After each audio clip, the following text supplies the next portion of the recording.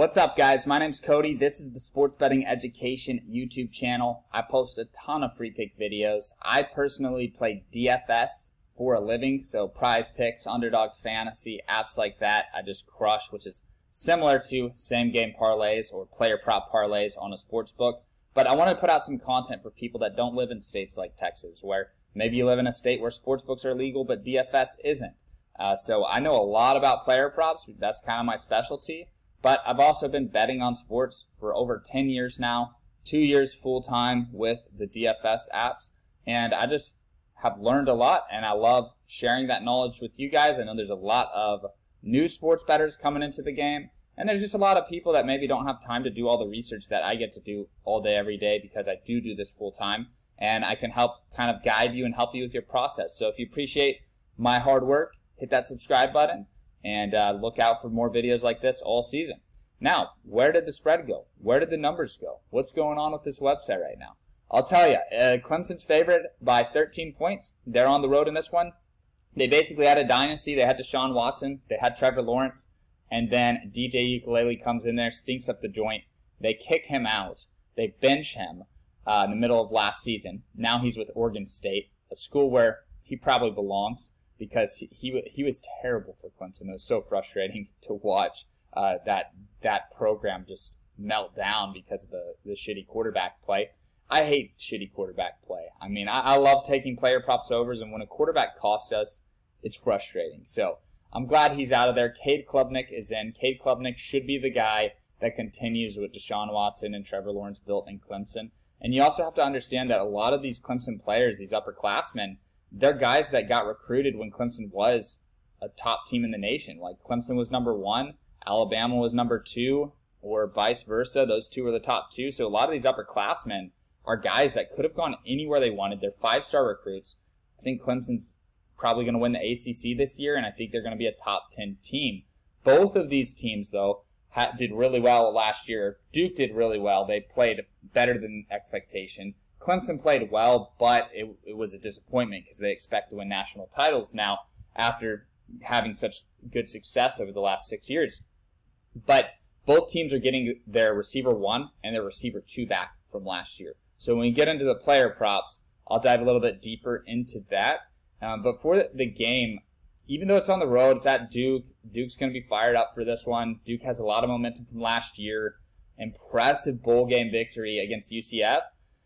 I just think player for player, Clemson is on another level. They have way more talent, and they also had a disappointing season last year, so they're going to want to get that shitty taste out of their mouth and make a statement here. So I don't know what happened. The number went away. Here we go. I'll lock it in. We're taking Clemson minus 13. 2 touchdowns, that's all they have to win by. That's easy money for me right there, guys. Clemson, lay the points with Clemson. This is a game where the favorite is going to run away with this one. Second half, I think Clemson will pull away. They could be a beatdown from the first possession of the game, but I do think Duke has a chance to stay in it the first half. But for 4 quarters, I just don't think Duke's going to be able to hold on. So I like Clemson minus the 13 points. It is a lot to lay in a primetime game like this, but I just think Clemson's going to look to bounce back and get that bad taste out of their mouth from last season. So if we look at the passing props, this number has shot up about 15 yards. So when I was first looking at this number was 179. So it's gone up about 20 yards passing for Duke quarterback Riley Leonard. Cade Klubnik, 270, so they're expecting him to throw between 250 and 300 yards. That's a lot of passing yards. I expect Clemson to play with a lead, so I expect Duke to pass for 4 quarters. That makes me want to take Duke receivers, but at the same time, Clemson's secondary is very elite. And Clemson has held a lot of teams under 200 yards last season. So don't be shocked if Duke really struggles to move the ball in this one. Don't be shocked if they go out and throw for 300 yards either, though, right? But if we look at, this is just good to know before we look at the receivers. If we look at the receivers here, Jordan Moore, Jalen Calhoun, those are the 2 guys for Duke. And they were pretty equal last year. They had 62 receptions each. One of them had 60. I think Jordan Moore had 60. Calhoun had 62. Calhoun had a lot more yards. And then Jordan Moore had 200 yards coming from one game. So most games, Jordan Moore was living in the 30s. He was getting about 30 to 40 yards.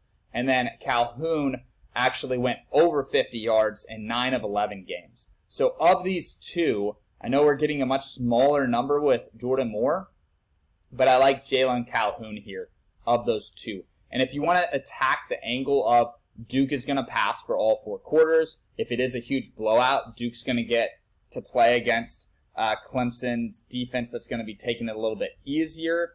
I would say, take Calhoun knowing that the game script is going to favor Duke passing in the second half. But at the same time, I don't think Dabo Swinney's the type of coach that's going to lay off. I think he's going to fire his defense up and motivate the defense to shut them down until the last freaking second. So I don't know that we're going to get an easy trash minute 30 yards from Calhoun here and get a backdoor cover. I would rather look at these Clemson receivers. And hate to see the number move up a couple yards because last night we lost by 1 yard. So now I'm fully in this mode where I'm trying to hunt for value everywhere I can. But this is the book that I'm using to show this video. So I'm going to go Antonio Williams over 52.5 receiving yards. And it's a little confusing to me, and it's something to look out for, but Bo Collins and Antonio Williams. Collins was like the receiver 3 on Clemson last year. Williams was the receiver 1 or 2. Let me pull it up real quick for us so that we can look at the team stats from last year. But Williams is projected total is lower in this one. And I personally think he should be the guy that's around 60 yards. But that's not how they're doing it. Antonio Williams, clearly the receiver 1 at Clemson last year. 56 receptions, 604 yards. And then you have to go all the way down here. The 4th target last year, Bo Collins, only 22 receptions, 373 yards. If we look at the game log here, it's nothing special here. So I really trust Antonio Williams a lot more than Bo Collins. I'm not sure why Collins is getting the higher number. I know it's 52 and 54. It's not that big of a deal. They're expecting a balanced attack. But if we look at what Antonio Williams did last year, I trust him a lot more in this game. And you've got to realize, the receiver 2 at Clemson's graduating and moving on, so that's going to leave more market share for Williams in this game. So for my player prop, I like Williams the most. Jalen Calhoun's right there with him. Kind of depends on your personal preference. If you want to go with the angle that Clemson's going to throw for 300 yards, they're just going to run up the score in the first half and get 225 passing yards first half, and then 80 passing yards second half as they coast on offense. Or if you want to go with the idea that Duke's going to be playing from behind, so they're going to pass all 4 quarters. This is a game where I'm hoping it's more competitive than I envision. But this is a game where I'd rather just take Antonio Williams here at 52.5. So for my official free picks, I'm going to go Clemson minus 13, and then I'm going to go Antonio Williams over 52.5 receiving yards.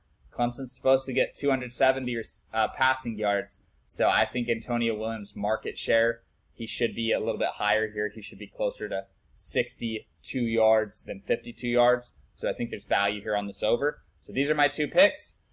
Also, I'm documenting this in a spreadsheet, so I'll be able to get you guys my free pick record throughout the season. I'm the most transparent dude on YouTube doing this. I actually do this for a living. I don't just pretend to like a lot of the other guys on social media. So if you appreciate my transparency, you appreciate my breakdown, hit that subscribe button. And then also, I have a group chat where I lock in live bets. I screenshot them and I share them with the group chat. It's 100% free. You don't have to pay to get in.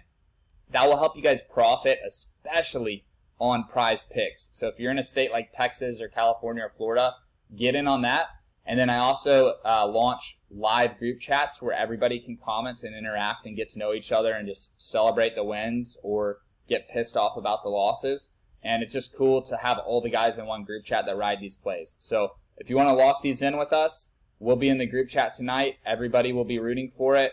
That locks it in, that rides. If you disagree with these picks, don't lock them in, of course. I just made my case for why I like both of them.